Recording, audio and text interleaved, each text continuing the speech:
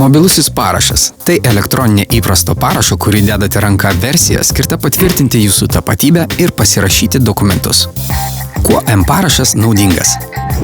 Juo naudodamiesi galite prisijungti prie interneto banko ir pasitikrinti savo sąskaitos likutį ar patvirtinti mokėjimo operacijas. Jungtis prie mokesčių inspekcijos tinklalapio ir deklaruoti mokesčius ar užsakyti verslo liudijimą. Taip pat jungtis prie Sodros sistemos ir užregistruoti motinystės išmokų bei nedarbingumo prašymus. Ar greitai ir patogiai pasirašyti kitus svarbius dokumentus per elektroninio pasirašymo sistemą iSign. Kodėl naudotis M-parašu paprasta? Nes jums nebereikės jokių įrenginių, kodų generatorių ar kortelių. Vienintelis dalykas, kurio prireiks norint naudotis mobiliuoju parašu, tai jūsų mobilusis telefonas. Kaip įsigyti M-parašą?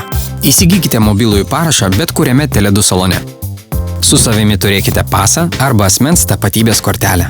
Pasirašius sutartį, jums bus įteikta nauja SIM kortelė, kurioje aktyvinsite mobilųjį parašą įsiuntę SMS žinutę su tekstu CERT numeriu 1521. Tuomet susikurkite unikalų PIN kodą, kuris bus žinomas tik jums.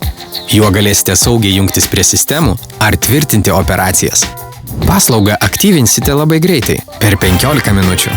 Įsigykite mobilųjį parašą jau šiandien. Jį naudoti saugu ir patogu.